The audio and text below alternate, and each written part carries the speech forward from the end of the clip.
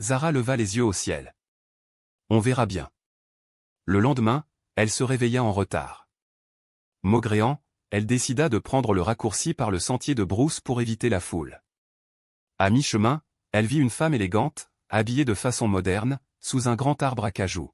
« Bonjour ma chère, pourriez-vous m'indiquer la route principale » demanda la femme poliment. Zara la regarda de haut en bas. « Est-ce que j'ai l'air d'être Google Maps pour toi ?» La femme, surprise. « Je voulais juste demander mon chemin. »« Alors demande à quelqu'un qui a le temps de jouer les guides, » répondit Zara en relevant le menton, avant de passer son chemin. La femme la suivit du regard puis s'en alla dans l'autre sens. Zara, elle, oublia vite cet échange. L'après-midi, Madame Kate sonna la cloche de l'assemblée. Les élèves intrigués se rassemblèrent.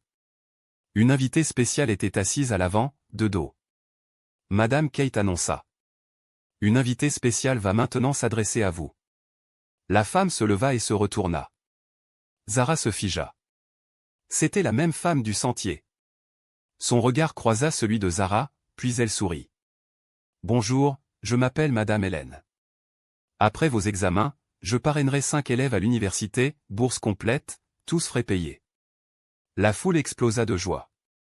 Mais Madame Hélène ajouta. « Je choisirai aussi selon le caractère, pas seulement les notes. » Son regard revint vers Zara. « Toi, lève-toi. » Le cœur battant, Zara se leva. Madame Hélène expliqua calmement devant tous. « Ce matin, je me suis perdue. J'ai demandé de l'aide à cette jeune fille. Elle m'a répondu qu'elle n'était pas mon Google Maps. » Puis elle ajouta. « Eh bien, ma chère, je ne suis pas ton Google Maps non plus. Tu n'auras donc pas cette bourse. » Un silence pesant tomba. Les élèves et parents restaient bouche bée.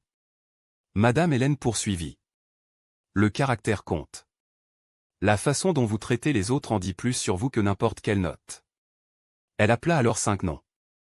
Les élèves montèrent recevoir leur lettre de bourse sous les applaudissements. Zara, elle, resta figée, les joues brûlantes. Chaque clap résonnait comme une gifle contre son orgueil. Quand tout fut fini, son père passa devant elle sans un mot. Sa mère poussa un profond soupir. Zara se rappela soudain les paroles de ses parents. Un simple salut ouvre des portes. L'enfant d'un chef doit être le premier à saluer ouvre des portes. L'enfant d'un chef doit être le premier à saluer. Et elle comprit trop tard, parfois, la porte qu'on claque par orgueil est justement celle qu'on aurait le plus voulu franchir. Moralité, ne méprise jamais les autres, car tu ne sais pas qui peut changer ta vie. Ne manquez surtout pas le prochain épisode. On vous emmène à la rencontre de la vendeuse de bœuf loto pour une histoire riche en saveurs et en couleurs. En attendant, n'oubliez pas de liker cette vidéo et de vous abonner à la chaîne pour ne rien rater de nos prochaines aventures.